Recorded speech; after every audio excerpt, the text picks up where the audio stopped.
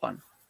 Hi, everyone, and welcome to a brand new episode of Pitstop Fracas. I'm your host, Anik, and I'm joined by Mahad, Martin, and Kwame to review the potential 2023 driver lineup. Look back at the fantasy car that we saw, the streets came up with actually at the start of the year. We got a little quiz planned, and we also got time for some listener questions. Before we get stuck into proceedings, though, if you're listening back on Apple or Spotify, first and foremost, make sure you subscribe to our podcast. Give us a 5-star rating, and a review will also be perfect.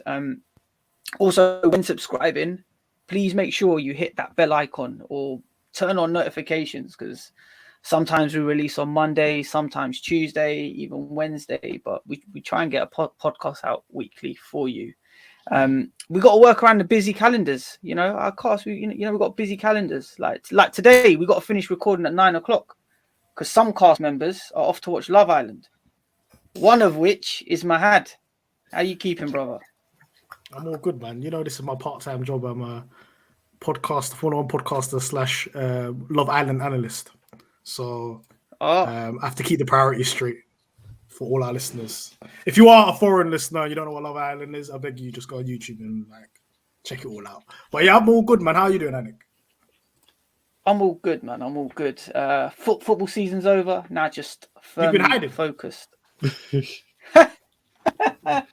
No, it's just it's been a difficult 2 weeks for me. 2 weeks for me, both on the circuit and on the football pitch. So yeah, let's just look ahead. Kwame, how you keeping, bro? I'm good, brother. Last weekend, I was out with my guys in Sweden. I was chilling. Had a week rest. And now this week we're back to the F1. Back to Baku on the weekend. Perez is doing well. That's a track. We didn't see it out there, but yeah. Just want to talk about the 2023, the drivers lineup. What the sheet said about the fantasy car review as well. We need a big question about that. And yeah, inquest. Got time for, man? We'll have an inquest about that. Last but not least, Martin, you were you were cooking on the pod last week. How you keeping? Yeah, not too bad. Unlike those other two, I've got all the love I need in this world. So not going to be watching out for no Love Island this year, but You joined us from the gym. When you jumped on the camera. You turned to the side, and I was like, "What is that? A bench behind you?" So, yeah, man, you're working out and record a podcast. Yeah? Mm-hmm. Yeah, man, gotta get the gains in this summer. Get the summer body. Straight up. All right, let's get stuck into it, man. So, what's mad, lads, is at the start of the year, over half the grid didn't have a seat for 2023. Now, obviously, since the turn of the year, what's his name? Carlos Sainz secured his deal. Perez, the most recent race winner, got his deal. Amag came in first race and got a multi-year deal. So there's still a few places up for grabs. So yeah, let's just start looking at each of the teams. Obviously, Mercedes, they seem to be locked in. Hamilton is through to the end of next year. Russell's got a multi-year deal. Red Bull, Verstappen's got a fucking death row contract till 28 or something. And then, this week, obviously, Perez announced till 2024. Leclerc and Sainz, they're shoo-ins. But let's look at the fourth best team on the grid, Mahad. McLaren. So it currently states that Danny Rick's there till the end of 2023. Obviously, Norris has got a multi-year contract, I think. Is there the potential for any driver to be moving at McLaren, and in particular Danny Rick? Lando Norris is not going anywhere. I think of course tied in. I think till 2026. So he's not actually going to go anywhere whatsoever. The questions all around Ricciardo. Obviously, Ricciardo came in, signed a 3-year contract. So, like you just said, end of 2023. But there are, what Zach Brown said, are stipulations and performance-related contract malarkey going on within that, which can uncontract the contract in some sense. So there is a scenario where Ricciardo would not be a McLaren driver, and I think it's more the onus is on him. If he feels like he doesn't feel right in the team or doesn't want to be within the team and he wants to try something else, that could be a possibility for him to go out the door. Another rumor that I've been hearing about is he could possibly swap seats with somebody else within Formula One. So there are options there, but I think the ball is more in his court. I don't think Zach Brown's going to force anything because the kind of financial penalties around it are a bit nuts, because you have to remember how much he's being paid. If he's getting paid $50 million a year, and it's one of those contracts where you can't just you have to pay him off basically to get rid of him. And I don't think that's an option for McLaren at the moment. Mahad's just thinking, the Kodak me when he goes, I hope so. That's what Mahad's thinking right now. No. I have no opinion at this moment in time regarding Daniel Ricciardo. I have stated I am giving him until after the Canada weekend before I make a decision on what's going to happen with him. But right now, I have no opinion.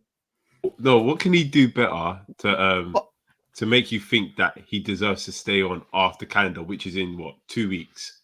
Well, no, after Abu Dhabi. Sorry, Azerbaijan. We've got Canada, so that's 2 races. He needs to match or outperform Lando Norris. How can he do that when he hasn't done that at all yet? It's up to him, innit? I'm a guy that will give people their chance.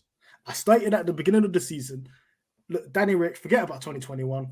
We're going to give you a fresh slate. We are now 7 races in. If we get to the race 9, I have no patience beyond race 9. So you're moving. That's when you'll hear me slandering him on the pod. But you're moving like when the teachers. Norris is like. Norris is like taking paracetamols every fucking half an hour. He's the guy's ill, and he's still outperforming Danny Rick. To be honest with you, bro, I don't see it. With Danny Rick, I don't see him outperforming Lando Norris in the next couple of races. It does really look bleak for him. And then, as you said, if they want to break his contract, they have to pay him off.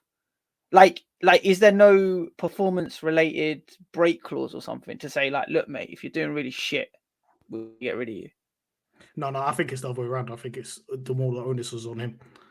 If he doesn't feel comfortable in the situation or they don't feel the car is suited for him, which is a bit damning because when you hear reports, I listened to a podcast with James Key and they kind of basically said they kind of designed the car so it suited Ricciardo more. So that's even more damning because the car's not even built around Norris and he's packing you in. So that's a problem. And he had problems last season. And I think it's kind of just a sign that these Red Bull drivers, they're not adaptable, bro. When they move out of that Red Bull program in that situation, they don't look adaptable, man. In those situations, they have to have a car perfectly set up for their driving style and the way they want to drive. And I think the only person that's an outlier in that was probably Carlos Sainz because he's been in so many different teams. But I think these Red Bull drivers, they've got problems, man. And now people are quoting Gasly could possibly take the McLaren seat. I just see the same thing happening with these Red Bull drivers. I kind of just keep them away from my team, man. So we got Albon's been a success. Sorry, Albon slightly been a success as well at Williams in a way.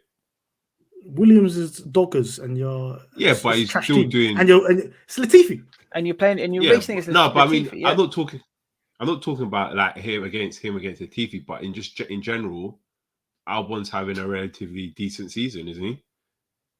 So he's got and Vettel had a good. He had 2 years. He had a 2-year stint at Ferrari. Even though he bottled it in the end, but they had to build the car. That was more down to Ferrari's strategy as well. Yeah, but they had to build that car for Vettel for him to do that. It's not like he went in straight into that seat and he was doing a madness. This is the situation, I think, with Ricciardo. Unless we outright say he's going to be the number 1 driver and we facilitate everything around him, it's not really going to be a situation where he's going to really prosper because I don't think he can do the second driver role. And I think when he signed that contract and McLaren brought him in, I don't think they thought Norris was that good.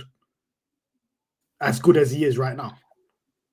And that's another underestimation as well. I think they've seen Ricardo's gone in that situation thinking, oh yeah, I'll deal with Norris quickly, and then Norris has been dealing with him, and he didn't expect it.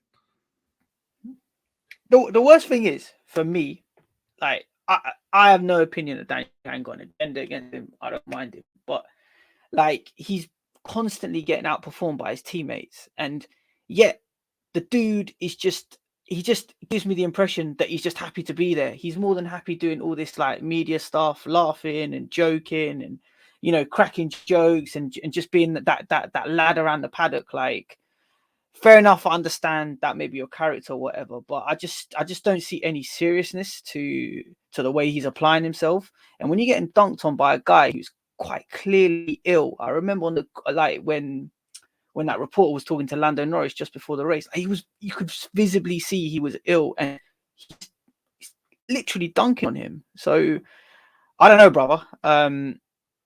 What are we saying is going to happen, though? Okay, let me say this. I think with Daniel Ricciardo, I don't think it's like a history. I think this is an outlier. What's happening in McLaren's a bit of an outlier. I think in Renault he was good. He dealt with Hulkenberg. He absolutely dealt with Ocon as well. That wasn't an issue. I think the whole Max situation when Max first got into the team, he beat Max 2 seasons in a row, 2016, 2017. 2018, that's when he had all them engine blow-ups and he decided to leave the team. So I don't think he's got like a track record or history that he's a terrible driver. I think prior to signing with McLaren, people would say he's top 5 driver on the grid or elite, max minimum top 10. But obviously what's happened now, and it's not just a short period of bad form. We're talking about a long period of bad form now. We're talking about all the races last season, bar Monza, and now this season as well. So that's a prolonged period of time of bad form. And I still think he's a serviceable F1 driver. If we're talking about just F1 drivers on the grid, there's some bad drivers on the grid. So for people to say, oh, Danny Ricks doesn't deserve to be in F1, I think that's a bit of an overboard statement, because there's people like Latifi, there's people like Joe in seats. He's better than them, man, 100%. But is he good enough to stay and maintain top seats in F1? No, I don't think so. I think that's passed now. I think that's gone. So what we deciding then for McLaren? What do you think is going to be the lineup next year? I think we need a stopgap driver. I think we're going to be looking towards maybe Pato Award, Colton Herta, or even when he gets into F1, Hugo in our youth program. I think we need somebody that's just going to sign on a 1-year deal and just keep repeating it. So I'm thinking possibly Gasly or somebody just out of the blue, maybe because of the whole situation with Alonso. Him and Alpine are falling out a little bit. If we could just sign Alonso on a 1-year deal, we just need a stopgap. Somebody that could just sit in there and just drive the car competently. I don't think there's anybody right now. Gasly, just 1 year, just work on the sim, please. Do some prep work for Norris. We need somebody just to be a clear second driver. But then the situation at Alpha Tauri takes a turn, and I want to bring you in here, Kwame, because I think it was just today that Helmut said that both the drivers are going to be retained. That's correct, we saw. There was a tweet that came out saying that Helmut said that he's looking at retaining both drivers, Yuki and Pierre. So them two ain't going anywhere. So it might just look like Danny Rick caught life. He could just be there next year. I just can't see anyone that's going to take his spot. Because if Helmut has said that today, then that's another lineup. I mean, to be honest though, bro, Helmut has been known in the past to chat a lot of rubbish. He has been known, the guy to be, he just chats a lot of shit. Yeah, to be fair, with Helmut, think about it. I think with Helmut, just sorry to interrupt, Kwame. I think he's looking at the guys in F2 and they ain't been pulling up trees. I'll tell you that right now. So he's basically saying, I might as well stick with Yuki, and if Gasly want to stay, I'll give him another contract. Because if we're looking at Vips, we're looking at Deruvalo, we're looking at Lawson. He's not looking at them right now, considering how they've been performing in F2 this season. In comparison to Yuki Tsunoda, who's actually been doing good this season. Yeah, I think the best option is a free team trade deal. I know it's moving a bit like the NBA, but getting Albon back at AlphaTauri they seem to love. They still love him at Red Bull, and I think he doesn't mind playing as long as he's in F1. He doesn't mind doing that slot, getting maybe Gasly to McLaren, as Mahad said, maybe on a 1 year, 2 year max, and then getting Ricardo at Williams. I think it's better suited for him because, as I said, I think I tweeted earlier. For as bad as Ricardo has been, he's not the worst driver on the grid, and there's about 6 or 7 drivers that need to go before Ricardo. So losing a talent like Ricardo just kind of brings the sport down in a way as well. And you don't really want to see the sport get worse. You want to see it get better. So you want to be keeping guys like Ricardo as your worst drivers, possibly. But I think him going Williams, he'll be able to help the team build something, and then, he'll be able to get maybe a few good results for them, like he kind of did with Renault, like to kind of bring them out the mud in a way. So we've got to decide on what our lineup is. That is a fair shout, though, Martin. I could see. I don't know about Ricardo going to Williams, but isn't there another seat? Albon I'm sure there's another seat. Is there another seat that's missing? That's empty. Oh, Aston Martin. Bro, there's loads of seats that we still need to get through. there's Aston Martin, but obviously we know Lance Stroll is going to be there. There's the 2 seats at Williams, which aren't confirmed. Yeah, but I think that the Williams one it's a better one, isn't it? Like if they're getting someone, if they are looking at like Nick de Vries or Piastri or something, you don't want 2 rookie F1 drivers again. No team's going to do that, especially after what happened with Haas last year. Mm-hmm. You need an experienced driver. You get someone like Nick de Vries, fine, or you get Piastri, fine. It might even be better to get Piastri and Ricardo, 2 Australians, just there kicking it. They might get along, who knows? And it'll just do wonders for them in terms of marketing as well. I know Williams don't really necessarily need the money right now, but it won't hurt if you're bringing the extra money, especially from a huge market like Australia. And in a way, you kind of just have your second home race is Australia. So having those 2 Australian drivers might be the best thing for them moving forward. All right, should we go different then, yeah? Should we do Nick de Vries and Ricardo at Williams next year? I'm saying Piastri. Possible? I'm saying Piastri. I don't think Piastri. I want to talk, we'll come on to Piastri. I think he could go to Alpine. Alonso's gone. Alpine. That relationship's done. All right, let's let's get into it. All right, let's lock in one at least, because we're like going around in circles here. AlphaTauri, should we just say that based on Marco's comments, that's going to stand? Yeah, I think with AlphaTauri, I feel like with what Marco said, and just even with the performance as well, like Yuki's having a good season this year. Yuki's definitely performing, to level that people were expecting him. People thought he was going to do last year. Being very consistent in the points, behind him consistent good weekends. Well done, Yuki, by the way. Well done, Yuki. Thank you. Gasly, you're well done, bro. After how many times you used to come for him. Yeah, I'm getting. Hold on, I'm still getting Yuki coin at some point this year. I'm still getting Yuki coin. And Mahad knows it as well. I'm still buying into that. You're banned. There's an embargo on you from buying any coins. You can't buy no stock. You can't buy no Yuki stock. That's it. There's embargoes on you. I bought Perez stock as well. You guys didn't know about that. This guy is trying to infiltrate stock, man. Allow it, man. This ain't the Big Short. What do you think this is? Well, trying to tank all my stocks. All right, sorry, carry on, Kwame. Gasly as well. Gasly, we also know how good Gasly is. He's been, he's got a win in this belt. He's been very consistent. Been carrying the AlphaTauri team, especially last year. This year, it hasn't been his best year, but listen, we all know what Gasly is capable of. So I think it makes it for AlphaTauri to keep it tried and tested. Drive down up.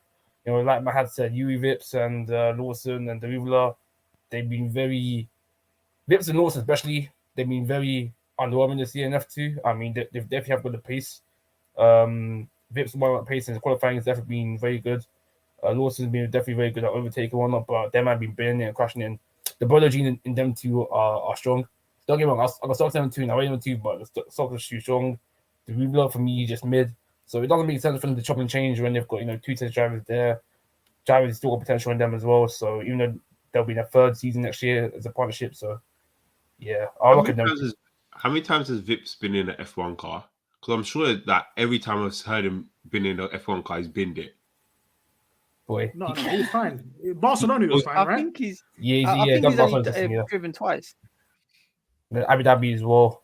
Yeah, Abu Dhabi he binned it, innit? Or was it Barcelona he was just off the pace. But apparently he did what they wanted to do in it, so Oh yeah. He was just driving slow in it. Yeah, testing purposes.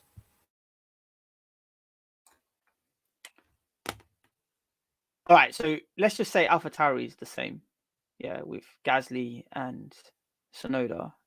I reckon we can all agree Aston Martin's going to be the same as well. Like, obviously, Vettel hasn't been confirmed, but obviously Stroll's a shoe-in. Vettel's not going to be here. You guys want to talk about Vettel, don't you? Vettel's retiring from this. He's not going to be here. Yeah, he's not. Listen, I'm not really hating Vettel as well. Like I already said in it, but the way this guy is coming this year, the way this guy's saying, I don't know about driving because I don't know. Question time, yeah, question time hype, politic hype, all these things. I don't think his heart's in it. I really don't think his heart's in it, man. Like, all right. So who takes his seat then? You can leave anyways. So maybe Danny Rick. Listen, I think Danny Rick's going to be on the grid next year. It's just a matter of when. That works. There's two people. I don't know. I actually don't know. There's two people on this grid that could potentially retire. I think the most likely is Vettel and then Alonso. Alonso already said a million times he's not retiring, but if he doesn't have a seat, he might as well retire. But I think they're going to partner Stroll with somebody experienced. They're not going to put somebody young. Or maybe Stroll just needs an ego boost and he's just going to put a rookie in there so they can fist him up. I don't know. But I definitely think Vettel's heart is not in it. Even if I think that would be the worst Canadian lineup of all time. Yeah? That would be terrible. Let me pull up and crash every week. You need to do that, man. Get teams just like pair them up with a countryman. You have Stroll and Latifi, Piastri and Ricciardo. Then you've got George Russell and Lewis Hamilton. And who else has that shared nationality on the grid? We're going to wars soon, man. With these F1 cars. This ain't Olympics. What are you talking about, bro? You're right. No, I'm saying Vettel. I think Vettel may like take a sabbatical. Maybe I won't say he retires. I think he might say, "Oh, I'm taking a year out," and then maybe come back into another seat because you know how these F1 drivers do it. They'll leave for a bit and then they'll get an opportunity to get back into a seat and then they'll go to a team. I think that might happen. So Stroll definitely, that's death row.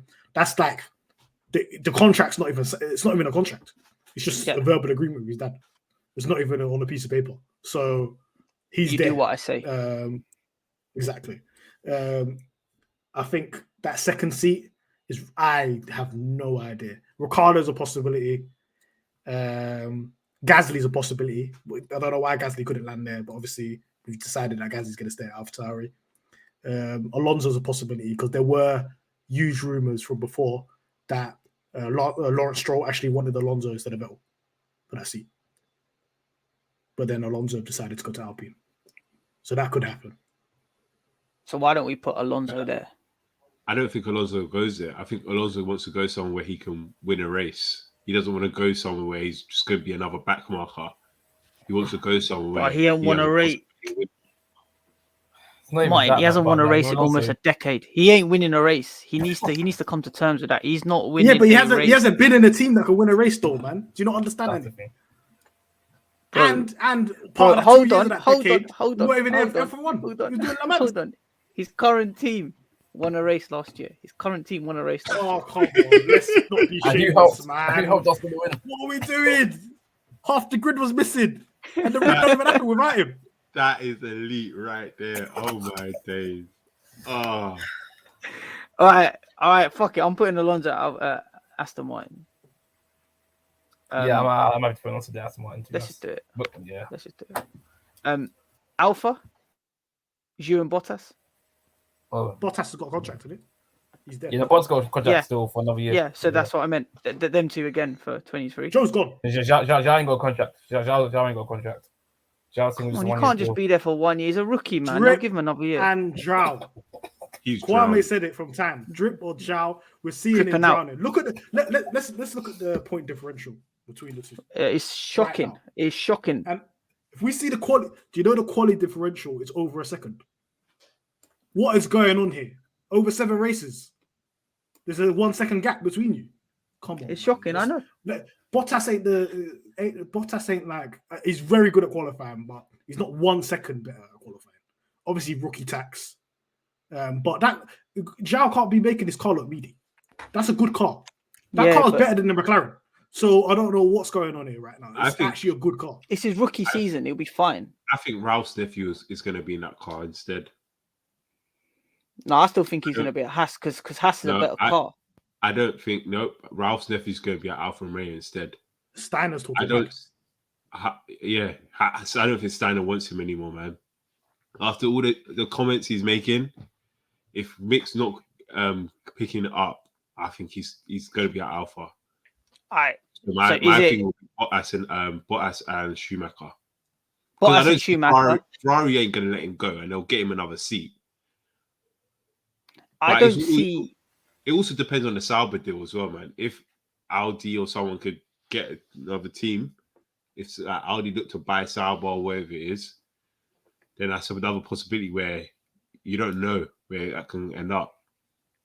There's a key thing that we're missing here. If Porsche wins F2, that's their driver. They need to give him F1 seat. So it really just depends on if Porsche wins F2. If he wins F2, got a super license, and that's from the Sauber Academy, you're going to give him the seat over Mick. Yeah. Because Theo Porsche is better than Mick. All right, so let's hypothetically speaking, let's say Porsche wins, yeah? So let's say he wins, he gets that Alfa Romeo seat alongside Bottas. They binge you, which I don't see happening personally because he's a rookie season. And I know he's done shocking this year, but fair enough.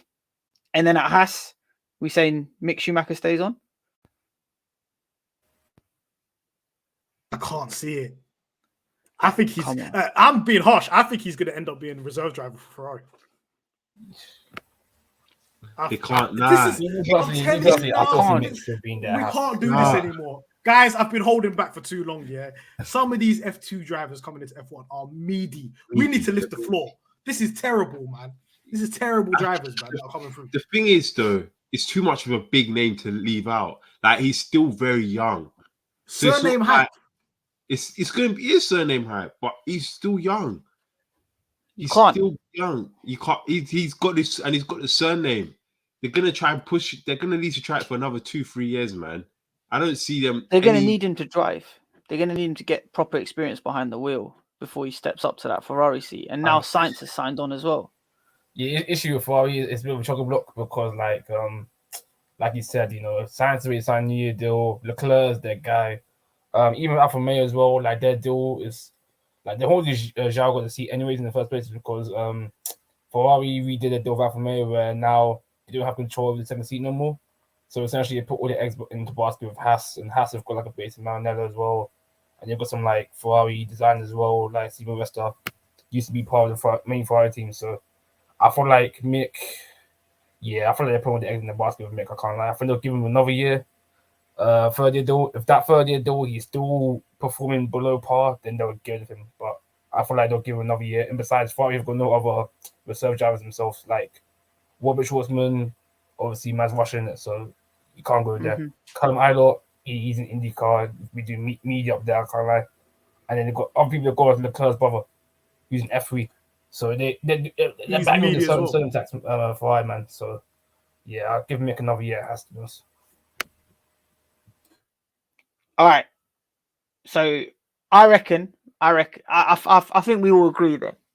I know Mahad reluctantly have to agree that Schumacher's going to be there next year. Alongside K-Mag, Alfa Romeo going to have Bottas and Porsche. Williams, we still ain't decided on Williams. Aston Martin, we said Lance Stroll and Fernando Alonso. AlphaTauri still the same. Alpine, Ocon and Piastri. So now it's really just deciding what happens at McLaren and Williams. So do we reckon that Albon takes that seat off Ricardo? Can he Albon take that and seat De off Vries, Ricardo? No, Albon's not getting to McLaren. There's no way. So- Albon and De Vries. Albon and De Vries at Williams. Albon and De Vries at Williams, and then we'll just keep McLaren the same. Yeah, I reckon for now we just it's either that or to bring in Colton Hurt or Power Ward. But I don't. You can't just see jump how... straight into McLaren like that. No. Do you know what? The situation with Power Ward is? Power Ward actually has a chance of winning the IndyCar Championship this year. Colton Hurt is kind of out of it. He's not going to win it. If Power Ward wins the championship and he's the IndyCar champion, he gets enough. And we own the McLaren team as well. I think there's a situation where Ricciardo's like, oh, maybe let me try out IndyCar for a bit and we just swap the drivers. That's realistic as well. About to say as well, didn't Zach Brown also promise Pato as well that, oh yeah, if you win IndyCar, if you win, I know that's for Indy 500 to Elson, but I know, I'm pretty sure Zach Brown that, oh yeah, promised to Pato, oh yeah, if you win IndyCar for us, you get a straight seat at McLaren. Automatically he'll get a seat. Yeah.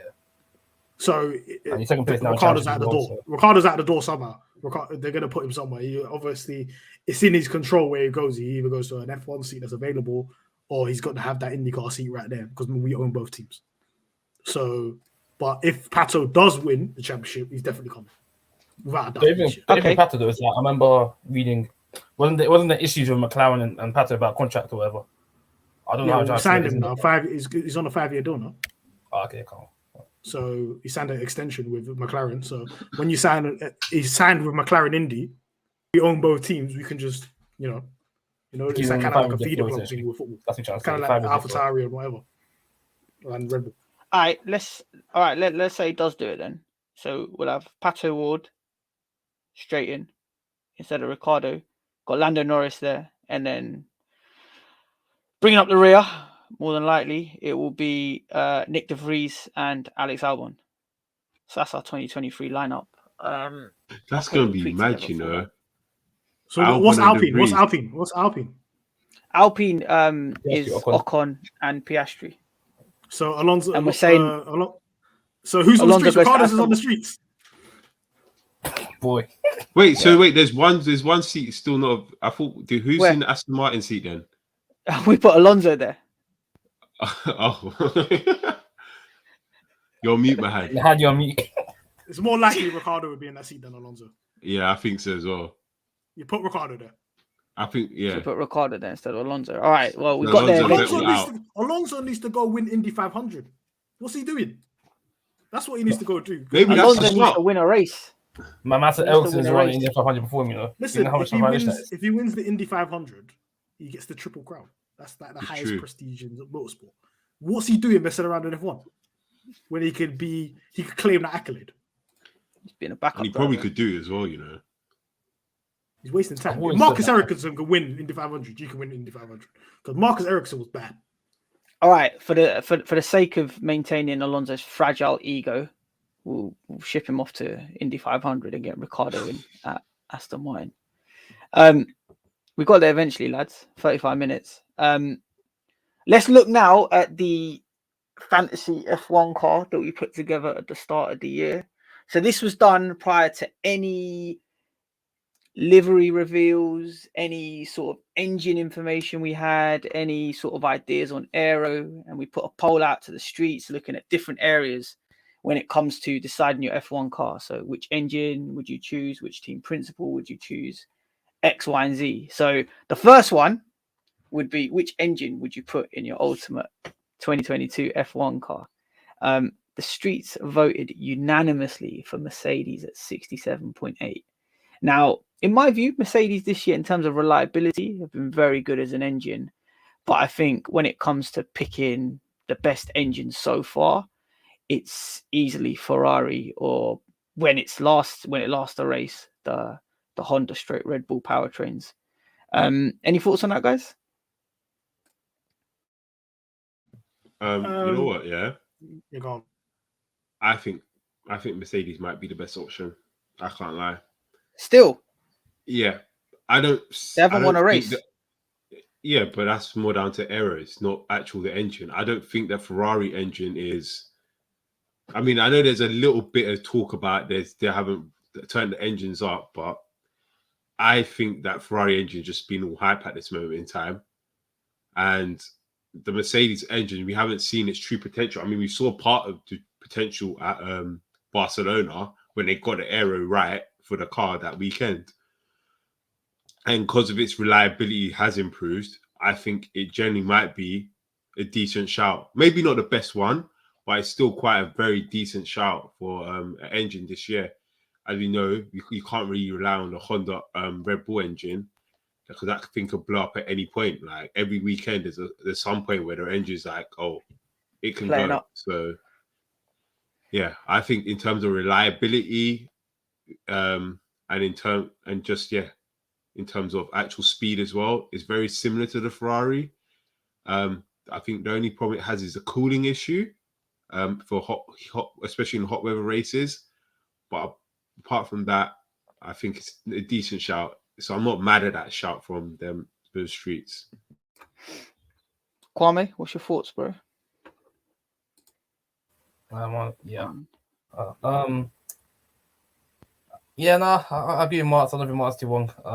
Initially, I think Ferrari, to be honest with you, this year, I mean, their car, the engine's been pretty fast. You've seen they've definitely upgraded the engine since last year. The engine last year was looking so dry, and now this year they're one of the most powerful engines out there. You can see with the upgrades of Haas and Alfa Romeo as well. So I would have probably say Ferrari instead, but I feel like I agree with Martz said. I don't think Mercedes are too far off of where they are, of Ferrari either. I just feel like the issue with Mercedes that because they had that the drop off in the first couple of races. Now they're mostly caught up in engines. I don't think engines even gone that bad, but I just feel like because they were performing as much, people weren't really hyping Mercedes where they were before previously. And then like the Red Bull, they've definitely got a very fast engine, very powerful engine, just that it's very unreliable. And then Renault is just Yeah, we weren't even discussing Renault. I find it wild to think that we still think that Mercedes has still got the best engine, especially when they haven't won a race. Mahad, as a McLaren fan and a customer of the Merc engine, what's your take on this result, bro? 67%. Obviously, reliability plays a big factor in saying what the best engine is, but also power as well. So I think power-wise, I'm going to give it to, if we're talking about slow speed corners and fast speed corners, I'm going to give it to Ferrari, because not only have they pushed the advancement of their own car, you've seen Haas and Alfa Romeo fly up the timesheets. We can't ignore that type of thing that's going on in terms of, especially we always talk about the Williams. The Williams is still one of the quickest cars in the speed trap and stuff, in it. Yeah, but that's only in a straight line. They can't go down around the corner because the car is awful. But I think if we're talking about top speed, I think it's actually Mercedes. If we're talking about top speed, like on a straight, if we look at the times from Barcelona when Mercedes actually got it right with their car for 1 weekend at least, Hamilton was flying in terms of top speed. So it's not that they don't have an issue there. But then when you got to the end, what was happening with the car? Both cars were critical. It was overheating. Hamilton lost the place. They were telling Russell lift and coast. So clearly there's something going on when they started to run their engine hard. Ferrari, they've been good all season. I think the first hiccup started with Barcelona, with what happened with Leclerc, and that needs to be investigated. I don't know what's happening here, but in terms of the electrical side of the engine, the ERS and things like that, they said it all pre-season that we're patterning this, and then they did it. And the other teams are kind of lacking behind in that sense, because that's the kind of power that you get when you're going around slow speed corners, and you're trying to come out with a lot of power quickly, and not just talking about top speed. And that gains you a lot of time on the track. And that's why you're hearing Alfa Romeo, I think, is the quickest in slow speed corners, and you're hearing Haas K-Mag anyway, qualified within the top 10 quite regularly. They have a good engine. That's what they worked on. They worked on it all the couple of years before. There is a question about reliability. Bottas has had like 4 engines already. I don't know what's going on in terms of that side. I don't know whether Ferrari are just experimenting with Haas and Alfa Romeo in terms of pushing that reliability. And they're really quite scared. When you hear Bonotto, they're quite scared about doing anything in terms of upgrades. They've quite restricted it because they know it can all fall apart when they do it. And I did say before the Barcelona race, but they're bringing upgrades. One of them's going to DNF, and guess what happened? They DNF'd. They DNF'd. I think it's also go for it, mine. No, I was just going to say like that Red Bull engine. I think if it's just that reliability issue, it's clearly the best engine on the grid right now, I think. But it's that reliability issue on it. It's just so like, you know what? It's one thing for like the AlphaTauris to be DNFing, but when all the cars have DNF'd and then in one race you had like 3 DNFs, that is kind of off-putting in it. So looking at all the data that I've seen, especially this year, that Red Bull engine is very quick, especially at the end of the straight. Now, when we're obviously this, you see, they didn't even need DRS. I said, you see, they didn't even need DRS to overtake Leclerc at one point. Was it Max? Just kind of just zoom past him. That's why I think this weekend's going to be critical because that's what 1.2 kilometers straight at Baku. Yeah, so it'll be interesting to see which approach either team goes for. But yeah, when we talk about engine, it's not just are you quick in a straight line, it's your acceleration out the corner, it's your acceleration at the end of each straight, it's the electrical side to it, it's the cooling side of it, there's the sensors, there's just so much that goes into the engine that sort of then what typically meets the eye instead of like, straight line speed. But personally, I think as a package, it is Ferrari, and I think Red Bull. I don't think they're going to DNF again this season. I reckon they've suffered enough. I'll tell you one thing though. One thing that Merck has really improved this year is the start. So the powering up was the start of the race. Mm-hmm. That acceleration they get from that start is completely different to what they used to have. I think it's definitely the fastest on the grid. Sometimes you see George come off the line just going boop. Yeah, they have been good. Picked up 2 places already, and I think that's something they probably really worked on because last year they kept getting caught out by Max. And bear in mind, Kwame, correct me if I'm wrong here. I still think components of the engine can be worked on until the 1st of September. I think it's still the electrical side of the engine that can be worked on until the 1st of September. So you would see cars manufacturers bringing upgrades as well. That's correct, right? Yeah, I thought so. Yeah, you're right. Yeah, yeah. Let's move on to question 2. And this actually ties in nicely with a listener question we received from a close friend of the pod, Aldas. So the question on the day was, who are you picking as team principal for your fantasy 2022 F1 car? It was overwhelmingly favourite for Toto Wolff, 69.2%. Horner 9.6, Binotto 6.3, Seidel 14.9. Coming back to Aldas's question, therefore, and looking at where we are right now, with Red Bull top of both championships. Mahad, let me come to you. The question that Aldas sent us was, is Horner a better team principal than Wolff? Discuss. I think this is difficult because what do you consider a better team principal? The actual job itself or all the accolades that are attributed to a team principal in terms of constructors? Because if it is the latter, then it would have to be Toto Wolff because obviously 8 constructors in a row, that could not be ignored. And the team principal has a job and he plays a huge part within that. But I did say this last year, and I'm being quite consistent. When the chips are down, what does Toto Wolff do? When it's a pressure situation where you're not just dealing with in-house fighting between Hamilton and Rosberg, or you're just dealing with a relationship between Bottas and Hamilton and nobody else is near you, or you're battling an incompetent Ferrari, and at that time, Ferrari was deeply incompetent team. It's not even a competition. And then you actually came up against somebody like Red Bull last year, you could see the clear deficiencies and cracks between him as a leader.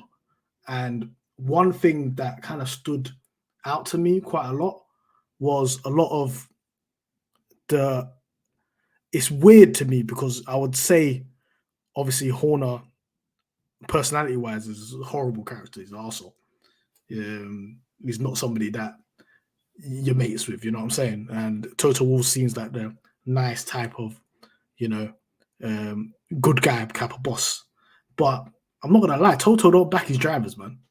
Horner backs his drivers. 100%. He's quick to throw these guys under the bus. So if you're talking about an actual management side of team principle, managing a team and stuff like that, I think Horner's kept it together, man. Horner backs his drivers to the hill. He'll throw the other driver under the bus, but if you're the number one driver, you're looked after 100%. And he'll back you even if you're wrong, he'll back you. He will never say something mad about you in the press about you. Not like how Toto Wolff's doing interviews with Daily Mail, saying random stuff about, oh yeah, Michael Schumacher's actually the greatest, not Lewis Hamilton. Or when Toto randomly just starts giving Max that double-handed head in terms of compliments while your guy is in a championship fight with him. I don't really understand. I think we might see a bit of a heel turn in terms of George Russell and Lewis Hamilton as well, and the way he's going to be approaching that situation. I don't trust him. And in terms of, and it's symbolic of it, he's a businessman. He's just going to make decisions that he's going to make. But I feel like he's not a racing guy, man, for some reason. I don't know why.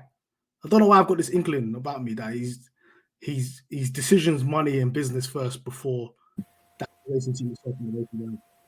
So, in terms of who I would want, if I was a driver, I would want Toto because I would going to be winning. Winning championship. I think you just lost your. You're back. I think your headphones just dipped in and out. Yeah. Oh yeah, sorry. In terms of who I would be, I would want Toto because I would want to win. And I think the last couple of years, in terms of getting the car right for their team, I don't think Horner has done that, and especially in terms of the relationship with Renault. I don't think he handled that very well. And I think other team principals would have got sacked in that position with how that went. But I don't know, man. It's a difficult one. I'm going to come with a no answer. Wasn't he right, though? Wasn't he right? Who was right? Horner. Even though he handled the situation with Renault badly, he was right about it. They were effing him. They were effing him, and he knew that these guys were giving him dud engines. And maybe in that period of time, they could have competed if they left earlier or Renault gave them a better engine because they were definitely engine dependent. But I don't like the way Toto goes about things, man. And when the chips were down, and then when it actually became a close fight, he fumbled, man, and he got exposed because he was gifted everything. Listen, he came into the team when the car was already doing the 2014 car was basically already developed. He didn't have to do much. Ross Brawn had already sorted everything out for him. So for the next 3 years, you're pretty much sorted. Then you brought on James Allison and you made a few good hires and stuff. Well done to you. And then they kind of just developed the car based on what it previously was before. Now, when you have to come and actually do some work now, the past 2 years where you've actually had to put in the work, I mean, of course, you're not always going to be dominant in F1. We know this for a fact. Like, it doesn't matter who you are. No team ever stays dominant for 10 years straight. But there's been so many misses in the past 2 years, possibly even 3. The W11 was a beautiful thing, but there's definitely some misses there. Your strategy team, you haven't sorted that out. When for how long have we known the strategy team is bogus?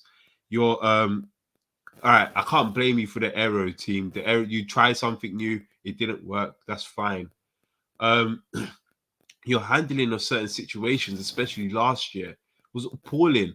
Like it still doesn't sit right to me. Like how you were running and jumping in pools after what happened in Abu Dhabi.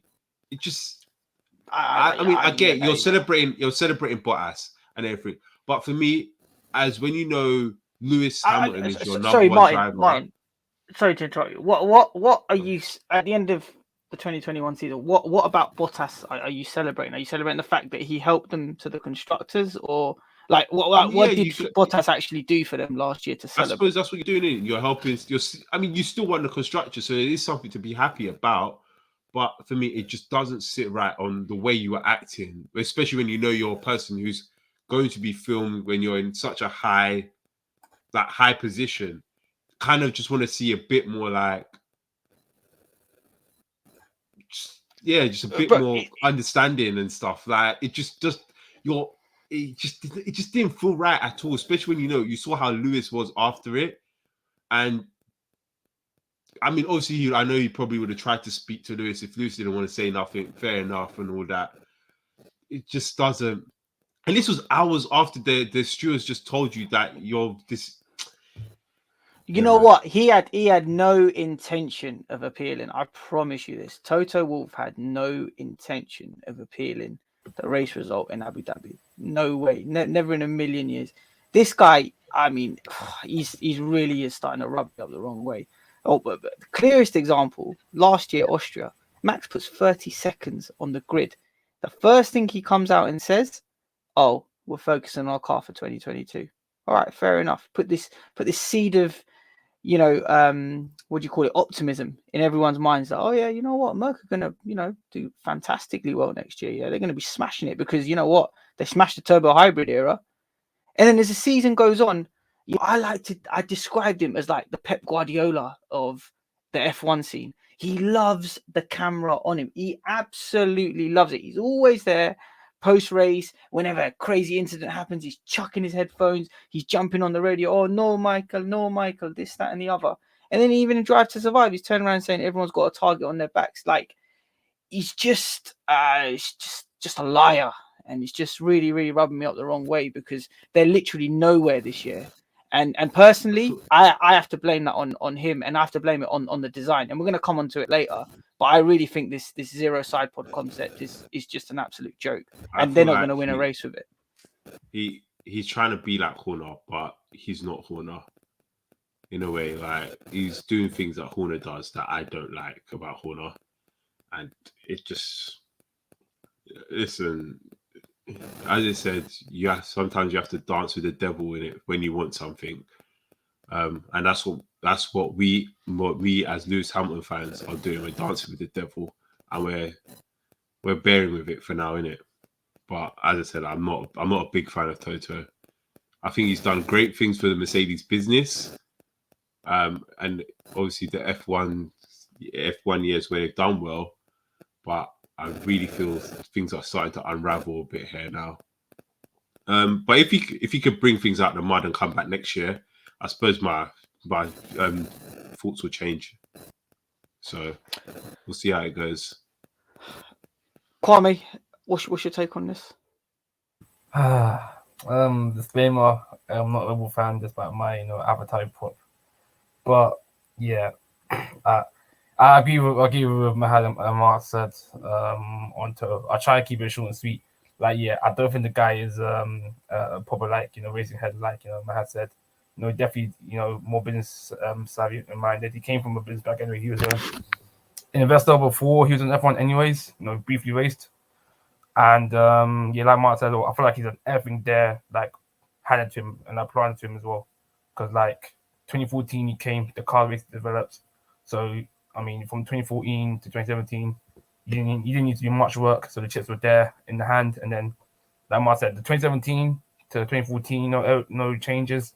Wasn't a massive change really. Yes, it was changing the size of the car, but it wasn't like 2022 where it's been a complete reform from error. So again, had to do minor changes, and just carry the award of it as well. The team was made the same. Yes, he changed people like Paddy Lowe for James Allison, whatever, but I feel like most of the stuff has been handed to him. And when I look at team principal in F1, I always look at how they progress and how they've improved the team. Like the success of the team, I look mainly at the drivers. I feel like they're the main guys who, if you're a fast driver, you're a good driver, you can push the car up. But the background of the team and resources, I look at the team principal. And Warner, to be fair with him, we get onto him all the time, we criticize him, a lot of the time, especially with his personality and the way he moves. But how the Red Bull team, and yes, you can say he's definitely bankrolled by Red Bull. He's definitely had everything handed to him, and a lot of the success of the team came when Adrian Newey came 2008, 2007 onwards, because that's when he built the 09 car, and then they became what they became. But if we look at the successes of where Red Bull was in 05, for the Jaguar team, looking to have F1, and I look at him now, he's been there from day one. The Mercedes team, most of the work, in my opinion, obviously came from people that was born and them, man. So that's how I see it. I always look at, where with team principles, where they've came from and where they are now. That's why I rate people like Seidel, because when he came into McLaren were in the mud, and now look at McLaren improved a lot of big way from where they were back then to now. So that's my answer. I'll say Horner over to Wolf in it, but it's not because I want to in it. It's them ones there. I don't like the guy, but I have to respect what the guy's done in it. Listen, Aldas got us picking between rubbish and shit, man. Why you got us doing this, man? I hate this discourse, bro. To be honest, do you know what? I think just look at how both of them act when the chips are down. I think Horner behaves like a team principal in the sense that everybody saw the nastiness of what he was doing last season in terms of I think he's very toxic, and then doing all of this interviews and stuff like that. But long story short, what Horner does, that's what you're supposed to do when you're the team principal. He's doing it when you're talking about lobbying, not only the media and the FIA. You're supposed to do both of those things. You're supposed to do both of those things for your driver to gain you a psychological advantage. For you to simply say, I'm not going to do that, or just do it half-heartedly, that's not it. When the chips are down and then everything's on the line, we saw this back in Seb Vettel days when Red Bull was dominating then. Psychologically, off the track, Horner packed Ferrari mentally. Just straight every press conference, relentless. This is what you have to do as a team principal. You have to kind of put the seeds of doubts within that team, turn the media against other people. He's the master of that. If it turns to manipulation, he turned the people against him, but he benefited by it at the end of the day. He literally turned everyone against him last year, and we all know it was a farce. But just look where they are now. About to say real quick, and if we move on, I think if anything, it's Binotto. Binotto is the best team principal out of all of them. Please stop this. Binotto. Get out of here, man. I've had enough of this, man. Binotto, all he can do is make a car, and then that's it. We haven't seen him. Smile away. His strategy's a mess. His strategy's a complete mess. Strategy. How can your strategy be worse than Mercedes? He's the only Ferrari team principal that has actually done something that he said he was going to do. He said, "Well, I'm going to make a car for next year," and he did it. I can't. What did he make the car? It's not even. Just wait on us. Just wait on us. On any of the championships. What are you talking about, Martz? I'm not. I can't. You know my feelings about Horner. I can't pick Horner, and I can't pick Toto. I don't. No, because McLaren have gone regress. They regress now. That's on James Key, man. That ain't on Seidel, man. And that's on the certain Australian guy that's just decided to put up 11 points all season in 7 races. Let's move swiftly on, though, lads. So I don't know if recency bias plays a role here, but the next one was who you picking to lead the design of your fantasy car, and it was really between James Allison, who designed the 2014. Was it 2014 Merc? No, it wasn't. He took over in 2017 to take over the design of the Mercedes versus Adrian Newey, who has designed cars since since Mahad was born. So Mahad, tell us what's going on here, man. We need to start respecting Newey. Newey, he is the GOAT. Can you tell the listeners why? What more do we need to say, man? We were arguing with people the whole winter time on the Twitter account, and they were looking at us like we're madmen, saying that Newey's the GOAT. Like, we do not understand the history of the sport. It actually makes no sense to put somebody like James Allison over Adrian Newey. James Allison, yes, you made the W11, but can you please look at the cars that he made in the 2010s, please? Please look at the car. Allison only came into the team in 2018 as well. So why are you riding for man this hard? I don't understand what Mercedes people are riding. Listen, Paddy Lowe was making cars for you, race winning cars. You know what I'm saying? What was it? Bob Ellis as well. All these guys, they were making championship winning cars. Mercedes was more dominant between 2014 to 2016 than anything after that. That period when you had Hamilton and Rosberg, that was the best car. So don't tell me about James Allison. James Allison ain't even the best Mercedes designer. So how could he be going up against Adrian Newey? I don't understand. It doesn't make any sense to me. Adrian Newey has made cars in the 80s, 90s, 2000s, 2010s, race-winning cars, championship-winning cars. And now we've actually this is the ultimate litmus test. These regulations. Do you know why? Because they are extremely aero dependent. Because we've got the same engines that we had last year. Obviously, there's been little tweaks and upgrades before it got locked off, but it's extremely aero dependent, and it's a completely different concept. We're dealing with ground effect cars, and guess who smashed the regulations once again? This guy Adrian Newey probably wrote on a fag packet on a plane from Saudi to Abu Dhabi last year. He probably designed this car like it took him 2 seconds, and they didn't even reveal the car on the reveal. It was a fake car. We didn't see the car basically until Bahrain. We didn't even see the proper car. So, and we can see the concept works. People are copying the concept. So, Aston Martin. I don't understand where we're having this discussion anymore. The conversation that people were having between Allison and Newey, that's died down, hasn't it? I've noticed it's died down a little bit. Nobody's discussing it anymore. But prior to the season, people are saying, yeah, Allison's cooking something. That guy was cooking food poisoning. 0-star rating. So please, listeners out there, this is just a little bit of background knowledge. Adrian Newey, he is the GOAT. When it comes to designing any form of F1 car, he is the GOAT. He knows what he's doing. And I think this year, 2022, more than most, sort of showcase that skill. No need to discuss that anymore. Moving swiftly on. The next question was a driver from each group.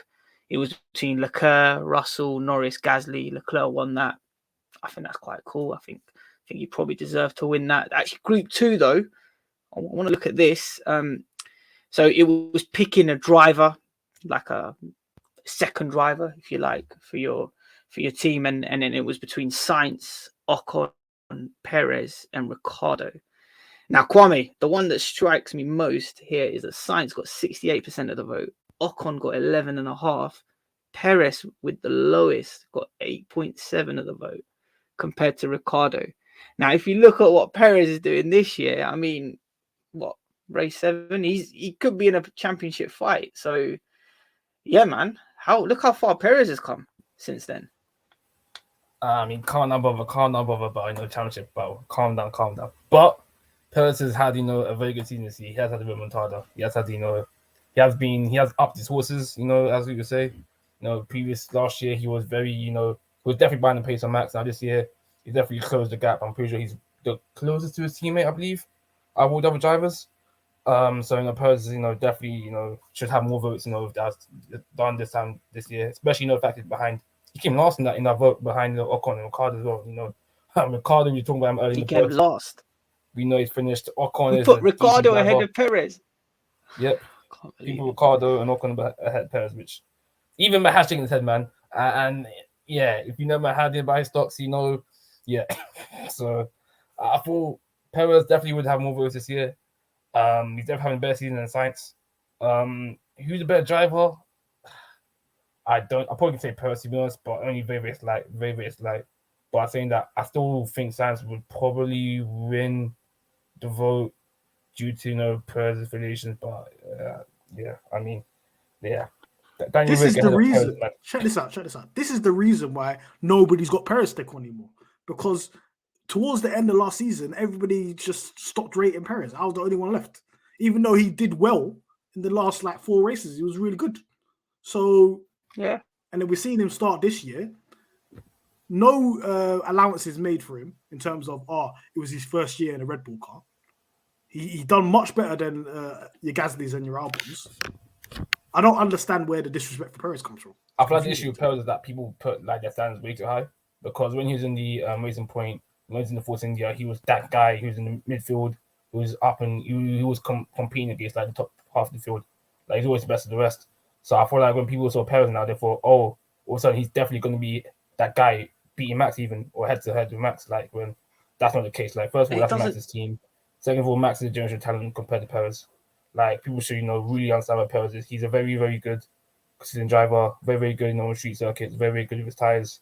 I feel like as well this year the reg change definitely helped him as well, because I feel like it's kind of neutralized the forward as well. But yeah, Perez is a good driver. He does what he does, basically. He does what he needs to do. Well, that's how I see him in it. Like good Perez fans. Kwame, if he wins this weekend in Baku, he has the same amount of wins as Charles Leclerc. Uncomfortable conversations, they say, man. Uncomfortable conversations. That's fine. I'll tell you this now, man. He's not finishing ahead of Leclerc. Leclerc's back this weekend, by the way. He's back. He's winning that. He's winning that race. Leclerc's going to be winning this weekend. He's winning in Baku. F1. Yeah, F1 will not let it happen. Like he will be winning this weekend. Trust me. They wanted him to win. The script has been written. The script has been written. Things as well, bro. But then in life, the one thing that you don't have control of is the weather. So, the heavens opened up, screwed up the script. Brother. If it's a clean race weekend, I promise you Leclerc's win. I promise you, if they started the race when they were supposed to start the race and they started chucking it down, Leclerc was going to beat it. Yeah. In the rain. I don't think so. Regardless of strategy or not. If it was just all we needed was a dry 2 hours. The whole weekend it was sunny, it was scorching hot, and then literally 10 minutes before the start, I can't catch a break. Anyway, you make your own. There's no such thing as bad luck in F1. You make your own luck. He just doesn't have the ability to do it. Shameless guy. Anyway, day 5, we asked who's going to be in charge of the strategy team. Williams, Alpine, Aston Martin, Red Bull. Red Bull away in the far clear. They're 75% of the vote, and I don't think there's any issues with that. They are on point when it comes to strategy, literally, and that was clearly showcased by the events in Monaco. So the streets, well done on that one. Final one, the livery. So who passes the eye test? Which team did we think will pass the eye test? And for that, we also said Mercedes as well, 51% of the vote. Next up was Alpine, AlphaTauri, Ferrari. Martin, what do you think is the best looking car on the grid? The Williams.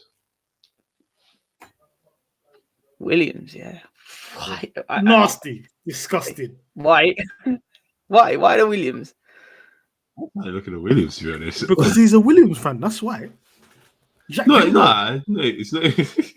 Not even that. I just generally like look at the Williams. I personally, it's my favorite. It's my personal favorite. Apart from that, probably the Aston Martin. Actually, was it? Yeah, the Aston Martin. I like the Aston Martin as well, but the Merc's fine. Yeah, the Merc's fine. Looks alright. Let me not cap. The Ferrari's got the best livery. I'm not allowed to, man. This year, there's no way. I like it, but I like the Alpine as well. I actually really like the Alpine. I like that shade of blue. Even though I'm a red, always be a red. But I like that shade of blue on the Alpine. No, the shade of blue is nice, but even with the pink this year. Look at that. Got to be Alpine. Yeah, that's it then. That wraps up Before you move on, head strategist at Red Bull, Hannah Schmitz. Shout out to her, man. Shout out to her. Last weekend she was cooking, man. She's the senior strategist at that team. She's cooking, man. That was an absolute masterclass. Mahad, why are you bringing it back to that? We don't need to talk about Monaco anymore. And we've given the Red Bull guys their flowers. Guys and girls their flowers. No, I think we do need to talk about Monaco a little bit, because certain man are never to hear when we need to talk about it. But I was here. Ghosted. I was here. What do you mean I ghosted? He's the fastest. No, I'm just saying. Grid, and I'm not gonna lie. minted. If you are a listener, a frequent listener anyway, you may have noticed the second that Charles Leclerc and Ferrari lost the championship leads, Anik turned into a ghost. What's the reason? I had a lot going on in my life. Obviously, it was a business end of the season for Liverpool. Thought I would just focus, a bit of my attention on that. Didn't quite materialize the way I wanted it to. But now, full steam ahead for Essere Ferrari. Grazie, ragazzi. I'm brushing up my Italian. I'm proper Ferrari now, man. Proper Ferrari, proper Charles Leclerc now, man. And you'll see in Baku we're winning. Trust me, we are winning in Baku. Yo, listen, if Red Bull win in Baku, that's 5 wins in a row for Red Bull. You lot ain't won since Australia. It's looking scary hours. It's fine. We'll be there or thereabouts. Can we move on to the next section now, please? Yeah, go on. I've got a quiz lined up for you guys. Any more Ferrari slander, Martin? You want to get anything off your chest? We've got to Ferrari. No, I'm alright. Not yet, anyway. That's cool. Maybe on the weekend. I'm learning Italian just to slander Ferrari in the future. Shout out to Duolingo. And you're the guys that want to come out to Monza, by the way. You two are the guys that want to come out to Monza. Look how quiet Kwame's being, bro. Look at him. He's there watching Love Island in the background. Just being quiet. By the way, this has gone beyond. We're eating to Love Island time now. By the way, I hope you guys have got ITV Hub or something to watch it back on. But yeah, let's get into the quiz. I'm not doing no buzzer or nothing. It's literally I'm gonna ask the question. I know your voices. The first person to come off mute and answer the correct, give the correct answer to the question gets a point. If you are the first person to answer the question and you get it wrong, I'm deducting a point. Okay? So Mahad, you ready? I can see you are. Got the head nod. Martz is ready. Kwame is ready. Kwame, focus back on this. No Google. I know you're watching Love Island in the back. So, all right. Question number 1. Who are the 3 youngest drivers on the Grand Prix? On the grid to start a Grand Prix. Norris, Verstappen, and Vettel. What? Are you 2 of them right. You got 2 of them man. right. What's the question? What's the question again? Say that again. Norris, Max, and Yuki. No, wrong. No, I'm gonna say Max. Point deducted. Norris, Max, Norris, and Stroll. Yep, there you go. I forgot about Stroll. Man said Vettel. So that's a point. You know what? Yeah, this has been ages, bro. Kwame, this guy, Martin Brundle. This guy's Martin Brundle equivalent. He's just there watching Love Island. He's just jumping in with the correct answer. All right, question number 2. Who has the most consecutive race wins? Shumi. Yo, no, Sebastian Vettel, 9 wins, 2013. Fucking hell, blood. Bang. So, Martin, you're on -2 for that because you got the first one wrong. You got this one wrong. Hold that, man. Man just wants the answer. Don't even know the answer, Man just said Shumi. No, nothing. You can't just shout at Schumacher. But you just shout at Schumacher like, yeah, Schumacher. I'm going to give you the option 2 bonus points if you can name those races in order. You think I was watching those races? There's no way. I don't know them. Just saying. Right, I don't. Listen, that was a period of time where I did not watch F1. I know the period, didn't it? I'm winning the racing order, man. Raving up in Newcastle or somewhere, was it, Mahad? I know it was the second half of the season, so I could name a couple of them, but obviously, Barcelona's, your Abu Dhabi's, your India. It was the India. Fair enough. Yeah, Korea, them races there. Fair enough. All right, question number 3. So Lewis Hamilton has the most podium finishes, followed by Michael Schumacher, followed by Sebastian Vettel. Who has the 4th most podium finishes in Formula 1? Alan Prost. TikTok. Straight up. Straight in there. That's correct. 2 points Mahad. -2 Martin. Number 1 Kwame. All right. Question 4. Name one other track where the British, apart from Silverstone, where the British Grand Prix has been held. Brands Hatch or Donington GP. That's Kwame. Kwame said it first. Kwame was in there first. If you're listening, hey, Martz went bad. Kwame. Undercooked as well, you know. Man said both of them. Kwame answered that while I voted for Love Island, you know. Straight. Oh, good. Sticking with the British Grand Prix, you know, Jubilee weekend and all. So between 1991 and 1995, there were 4 winners of the British Grand Prix, and they could have won the Grand Prix more than once. Who were those 4 winners? Between 91 and 95.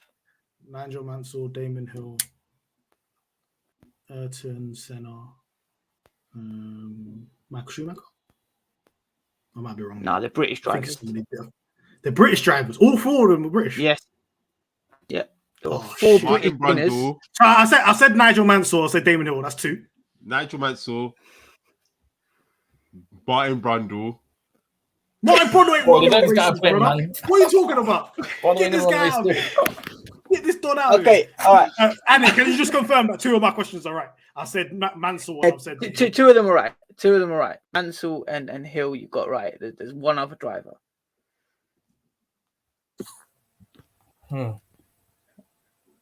That's 2 points for you, Mahad, on that. Johnny Herbert. Yeah, I think Herbert, but I don't want to say it.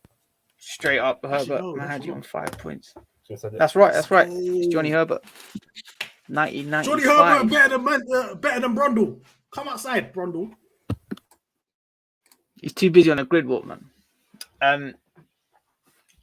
All right. Again, sticking with the Jubilee, Silverstone, Union Jack, and all of that. The Silverstone circuit. Lewis Hamilton. You can't just say Lewis. Hey, is he right? Say Lewis right. He is actually right for that. That's a joke. Right, I'll give you that. You're -1 though, so it's fine. You're -1. All right. Every little counts, man. Final question on Silverstone. Name me 5 straights or corners from that circuit. Hamilton Straight, Cops, Brooklands. Oh shit! I don't know why I've forgotten. My mind's gone blank. I only got 3. Someone has come in and steal. Cops. I've already said that. Oh, Beckett, I didn't say it. Bassett or Hampton Abbey Church. So what's your 5, Kwame? Can I take it off? Can I take it off one? Cops. Beckett. Everyone's saying cops. Cops are the main. No, everybody knows cops. Everybody knows cops. Everyone cops. Everyone cops. Then I said Abbey and Church. But I know this guy said Brooklyn, Michigan still as well. So I'm going to say 6. No, that's bullshit. You took like 3 of my answers. What's going on here? Yeah. Martin, you might as well swoop in and just take them all, man. But listening, you weren't listening. I'm trying to all think. Right, it's like... All right, Cops, Beckett's, Hamilton Straight, Brooklands, Beckett's, and Church. No, you said Beckett twice. Did I say Beckett twice? Yeah. You said 6 anyway. There's something to. Oh, I forgot, man. Forget about it, man. It's all right.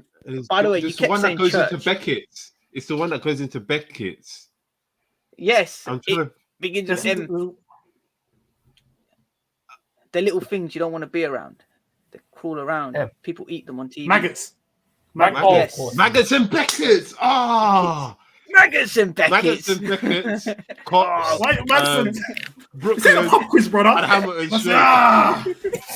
Getting breakfast in here, bro. Maggots and Beckett's. And by the way, the one that you kept saying church is chapel. It's chapel. same difference, man.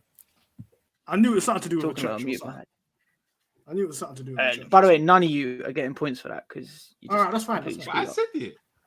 I said it. Final one. The man didn't say it right. I said maggots and Beckett. You didn't say any of the other ones though. Can't be I claiming. said them after, innit? Nah. Maggots and Beckett's, Brooklands, Hamilton Street, Cops. And man, he gave you a Brooklands. He gave you a clue. He didn't give But us I'll give you clues. the biggest clue as well. I was the one that told you it's something and Beckett's. You lot didn't know that. You lot kept saying Beckett's. I said Beckett's before you. What the hell, man? Come on, man. I knew Beckett's. Move on, next It's question. not Beckett's.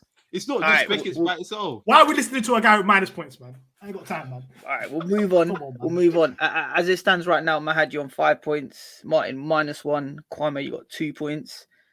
Okay, looking ahead to Azerbaijan. This was held in, obviously, 2018 and 2019. Which race number of the calendar was it held? So was it 1? Was it race 2? Was it race 5? Race 6?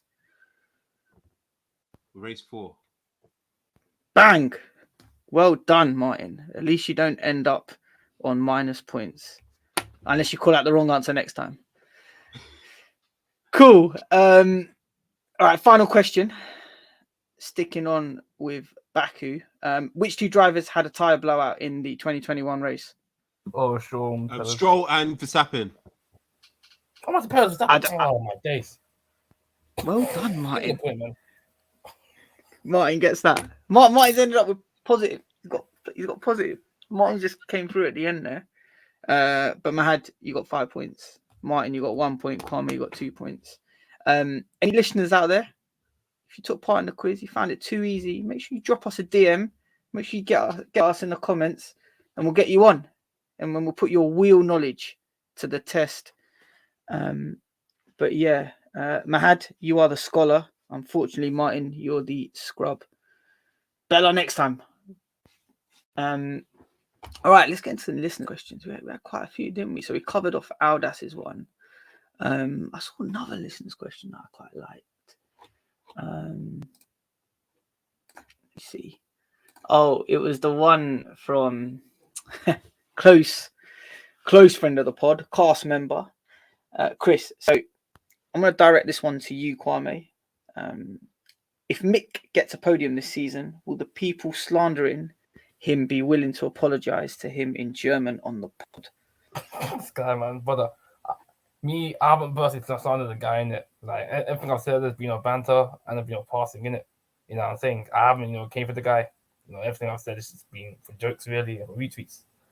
So are you me personally, like I said to Mick, I said it before in the GC and I'll say it again. I think the guy is just a decent driver in it. I feel like he's like Ocon, Hulkenberg level in it. I feel like if he gets in the right car, he'll be consistent in getting points and get the odd win here and there. But other than that, that guy ain't getting no chip, ain't getting nothing. I mean, I know Chris saying, this guy's gonna be next level time. I don't think he's that level in it. So no, I will not be apologizing in German because I've got enough to apologize for in it. I've been very upfront with how I feel about Mick Schumacher in it. I don't think he's a dud like everyone's making out to be, but I don't think he's the next guy either. That's it. He ain't getting a podium. I'm quite confident he will get a podium. So you're not even thinking of learning German at all? It's not even. It's not even on the horizon for you, bro. Listen, I don't know what people see, but whatever it is, he ain't got it. I said this from F2, man. I said put him on fraud watch in July last year, 2021. I said put this guy on fraud watch. Why? Everything's just coming to pass. This guy is not good. So if you think he's good and you're expecting apologies, you ain't gonna get one, mate. Chris is very lucky he's got Russell stock here, because this guy is that Lehman Brothers. He'll be finished right now. Bro, his deficit is crazy. But that Russell stock is good for him. Okay. It's looking good for all stockholders, to be fair, of Russell stock, including myself. Next question from SWVG Lord 1. They're definitely trying to hide identity with that. I mean, SW Lord one. All right, the F04 RB13 or the 2020 Merc. So that's the dominant Ferrari car of 2004. The dominant Red Bull that we touched on, that Vettel won 9 straight races in, or the 2020 Merc. Out of all three of these, which one would win the most races this season with the new rules? Martin. What do you mean, like if they were all racing together? Mm-hmm. The W11. The 2020 Merc, yeah? Yeah. Why do you say that? What is it? Same drivers as well. So each of the same drivers in each of those cars.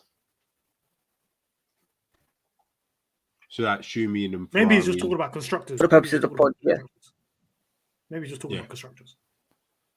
Okay. Yeah. Let's do constructors then. I think I'm saying the Ferrari. Yeah. I think I might change it to a Ferrari. I mean, that was a bit before I was watching, but that car didn't win like almost every race, by like 2. Listen, it 2004. won race 1, 2004. Yeah, I've got it on the screen right now. It won race 1 to race 5. Then it had a retirement race 6. Then he won race 7 to race 13. And then he came second. This is insane. This is insane stuff. Then he won in Japan. Yeah, this is I'm just seeing ones. I'm seeing a lot of ones. It was utterly dominant. But I feel like that W11 could have been a bit more dominant as well. No, I think one key factor as well is I'm seeing a lot of 2s as well on Barrichello. So they were 1-2 and all over the gaff. I think if you want to liken it to a car, you should say that there's maybe the 2015 Merc or something. I think that's a better Mercedes. But yeah,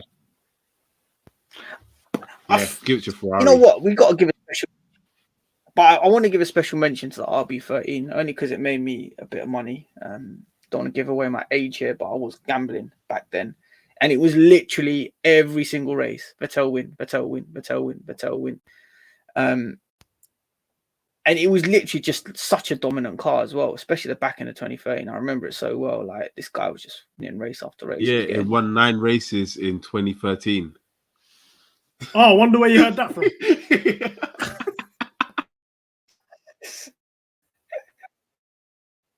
But I'm saying it made me a bit of money. Hey, listen, I just clocked you. I clocked that Ferrari won 1, 2, 3, 4, 5, 1, 2, 3, 4, 5, 6, 7. Won majority of the races, and then Barrichello won the ones that he didn't win. Dominance. There was literally only one race. Yeah, it was like Monaco in it or something. No. I think in Monaco he retired and Barrichello finished 3rd. So that was a bad race for them. But the rest of the races was just 1-2s. And then when Michael Schumacher didn't win, it was that's domination, man. I don't know, man. I think I don't know, man. It's crazy. To be fair. Yeah. No, I think on balance it will have to be that 2004 Ferrari. Richard, fellow class member, if Red Bull finished 1-2 in the championship this season, would an inquest need to be had on a certain driver? A certain driver is. And Red Bull politics aside, do you think Checo is capable of being in a title race based on what you've seen of him? I think he's capable, but they won't allow him. He's capable, but they won't allow him. And yes, an inquest will be needed because you have a good enough car. It doesn't matter if they have a better car. You should be able to put yourself in a position where you're better than their second driver at all costs. So that's just how I view it. Like, 100%. If that's an inquest worthy, that's like basically saying Bottas finish. No, that's like saying Perez finishes above Hamilton last year. There should be no circumstance if you're in a title battle, and you're a number one driver of the competitor team where the second driver is beating. I think it depends on I think it depends on how big the gap is between the Ferrari and Red Bull at the later end of the year. Innit? Like if it's a massive gap where it's like like we talking about Ferrari earlier on 04 compared to them McLaren Williams, then touche in it. But if it's gonna be like last year, for example, where Ferrari Red Bull still close neck and neck, and Perez is ahead of Charles, then yeah, definitely conversation needs to be had on it, because especially like I said, number 1-2 driver, especially the way Red Bull are very clear of the 1-2 as well in their team. They're very clear, that Red Bull Max number 1, Perez kind of second driver, playing second fiddle as well, second strategies and whatnot, playing the position of I'm defending for Max rather than racing for myself, and he finishes ahead of Charles, then yeah, question definitely to be had on him. And especially as you said, he could get more wins than him this year. It's looking techie. One thing I want to ask the second part of that question. Yeah, Perez ain't got that in him. He got that in him. To go he might have it in him, but Yoss and everyone's going to be blocking. No. Who cares about Yoss? Someone needs to lock up Yoss. He needs to be in jail. Who cares about Yoss? I'm just saying, if it came that really down to it. Nah, they're all chatting nasty about the experience. I think the experience Verstappen had last year will tip him over the edge with Perez, to be fair. Yeah, no, I agree with Matt. I don't think Perez has got the qualities to definitely. I don't think he will, be go over time. It's definitely not, man. Because first of all, in this team, like I said, everything's geared towards Max, so definitely won't be the case. Even the team weren't geared towards Max. I don't see Perez having that argument. Like I said, Max is killing it. I see him, in the midfield team pushing cool, but in that top team, I just see him being that guy, kind of just being there and bouncing it. I don't see him being any higher than he's at now. I remember this discourse with Webber, but Webber just didn't have that dog in him. Don't matter about what the team rules were in multi-21 and that. Multi-21. Webber weren't that guy. Webber weren't that guy anyway. Regardless of all the team orders and how obviously the team favoured Vettel, Webber weren't that guy anyway. In terms of there's levels to this, man. In Formula One, there's the guys that already that can win championships, and then there's the guys that are just very good drivers. And I don't think Perez is in that top category, man. So you don't think he's finishing second? Oh, it depends on if the car is that good. If Ferrari fall off a cliff, yeah, he's definitely finishing second. But if in an example, let's say for example, let's say Perez and Sainz switch teams, I don't think Perez could beat Leclerc. Really? No. If Perez was in the Ferrari, I don't think he would beat Leclerc. I think Perez has a better chance of beating.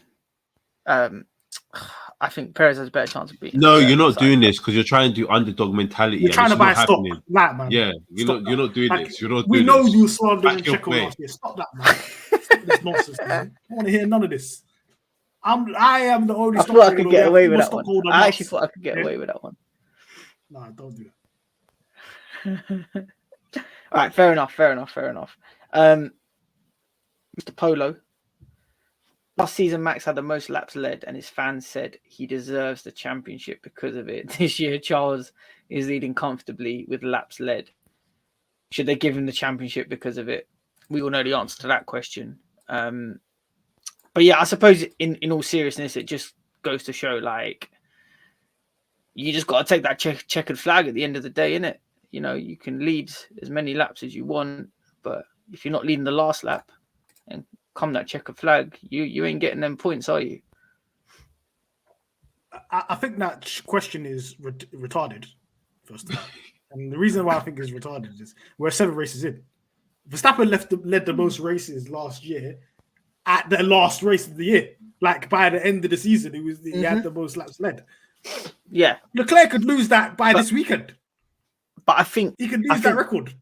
I think the narrative was that after everything what happened at Abu Dhabi, they were like, "Oh, Max won the most races. He had the most laps led. He had the most pole positions. I don't know, this, that, and the other." So it's like if you look at it like statistically and all of this stuff, Max deserved to win it. So right now at the stage, if Charles has led the most laps, should he deserve, to be in the championship lead? Obviously, we've been watching Charles has won Sorry? 2 races this year. Charles has won 2 races this year. Exactly. Won, what, 4? Yeah, and I think that's the point we're trying to make. Is like if you're leading the last lap, come the checkered flag, that's when the points are dished out, mate. They're not dished out after lap 10, 11, 12. There we go. Unfortunately, life doesn't work out like that, man. Well, life doesn't work out, how many laps we leading in a race. We don't care about that. We, like you said, and we care about at the end and the checker flag. We care about how many W's have you got, how many points have you got. That's what we care about. We don't care, But all I care, a driver can be winning, 99% of the race, but the DNFs, every lap.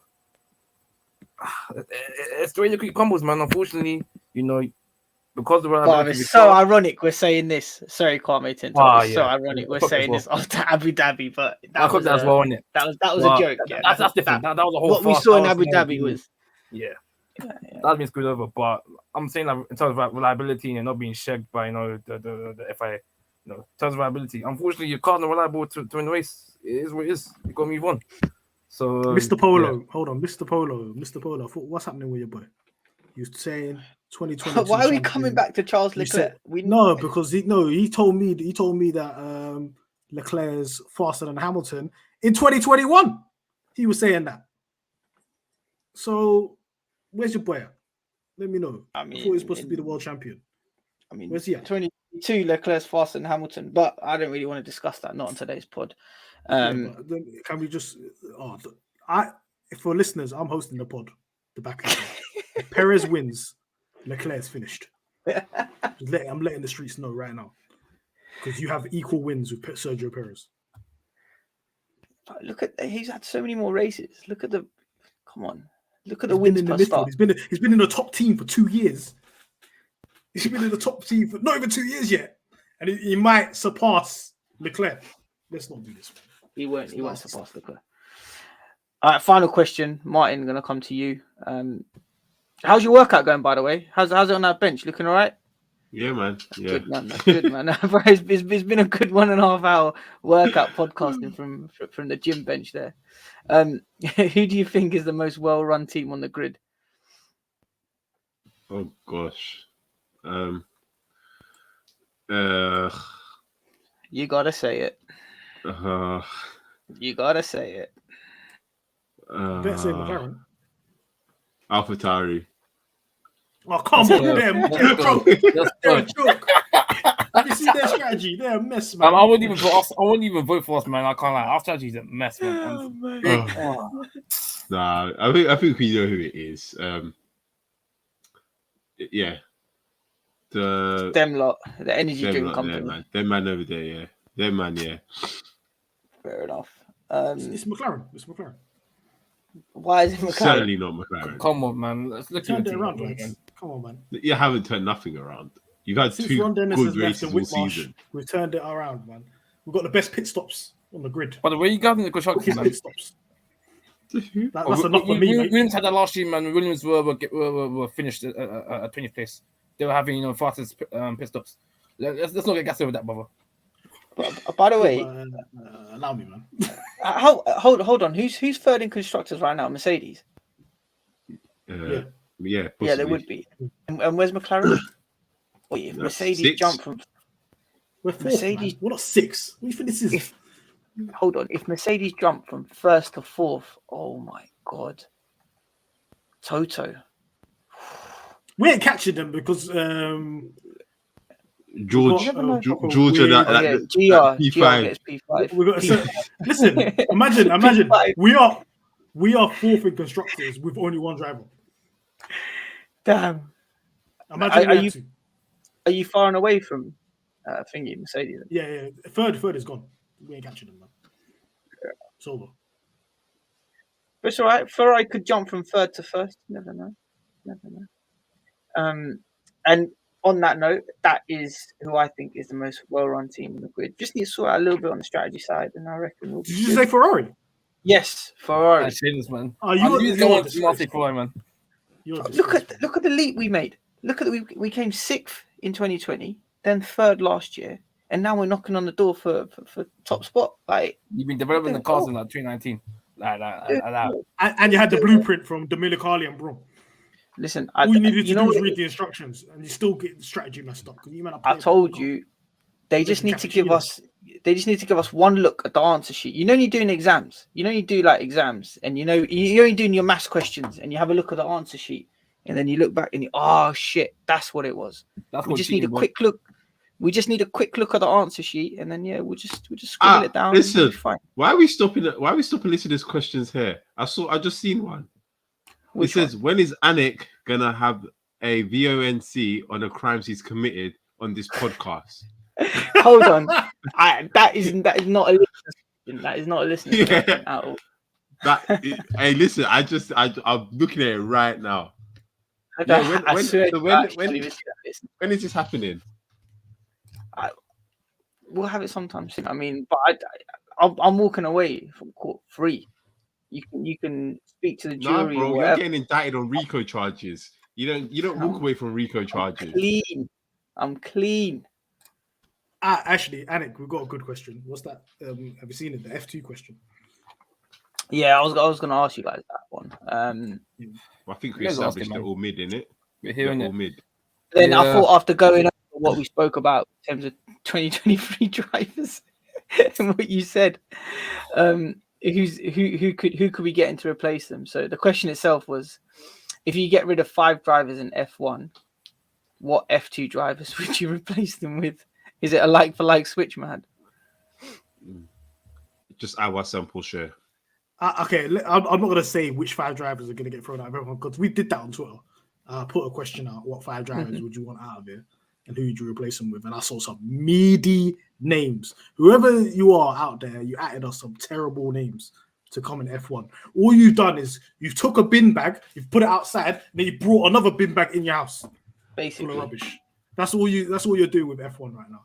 F2 is looking spooky. I know Kwame, you watch it as well. F2 this season is looking spooky. None of these guys look good enough for F1. Just Awasa. Or whatever his name is. I can't even say just Awasa. Awasa, he's got that dog in him. Shout out to Awasa. Yeah. He needs one more probably season. Porsche as well. Porsche could do something. Drogovic, I'm not buying it. I'm not buying Drogovic. I'm not buying Foxy. Bro, it's too fugazi for me because this guy went to a better team last year and did worse. And he came to MP, who are essentially midfield team, and is dunking it on the whole field. How does that work? Did he get packed by Joe? Well, last year, he did. He got packed by Joe. But if you're getting packed by Joe, you're not ready for F1. I don't care if you win F2 right now. You're not ready. What about Thingy? What about Indian brother, Deruvula? That is mid right there. You know? India gonna have to wait. India gonna have to wait a couple more years for another driver. But it's been a while, man. What was it? What was the last one? Kartikeyan, Chandok. You know what? I tell you who we can bring in. Chandok was the last one. I think, or Kartikeyan. No, it was Chandok. It was Chandok. Yeah. I tell you who we can bring in. Kumi Kobayashi. Let's bring him back. Bring him back. Get him in. Bring back 45-year-old Takubi Sato. Right now. Bring it back. He's in IndyCar. He's dunking on Dons. I'm not going to lie. There's a lot. Okay, one thing I wanted to highlight is a lot of people like to clamor for F2 drivers to come to F1. How do you know they're ready? How do you know they're going to be good enough? We've kind of already seen. Remember, everybody wanted K-Mac out. Everybody wanted Grosjean out. I guarantee K-Mac and Grosjean are better than these F2 drivers. People think the only person that I say 100% guaranteed a seat and should have a seat is Piastri. Just Piastri is ready. The rest of these guys, I don't know. Mick half cooked, Joe half cooked. We're looking at Drogovic entering F1. It's going to be a nasty sight. Latifi. You spelled it. It's that George. It's like we had a spell of like 3 straight years. We had good drivers coming up in George Leclerc and was it Verstappen? No, all came up with like within a 3-year span in it. Lando, yeah, mm-hmm. And Lando as well. Yeah, but the rest of them, they're not good. They're not good. I think there's an assumption. There's an assumption that these guys from F2 are going to be the F1 level because of that. What you just said with the very same Russell and Lando Norris. You can't just always assume these guys. We've seen K-Mac. K-Mac came off the street, and he's better than these dons already. And people wanted him out of the sport. People are like, K-Mag's not good enough. Guess what? He's good enough. He's better than a lot of these guys. The standard at the bottom is bars in hell. Bars in hell. All right, lads, let's wrap it up there. Sorry, Kwame, for interrupting your Love Island watch along. Mahad, man. Pleasure as always. Martz, you're always cooking on the pod. Fantastic to have you on. So yeah, we'll be back next week to review the Azerbaijan Grand Prix in Baku. Personally, that's my favorite track. I just love that long straight. But yeah, we'll be back next week, and until then, peace. Hey, Merc fans, get your Ebo and Shire ready, boy. It's not going to be a good one.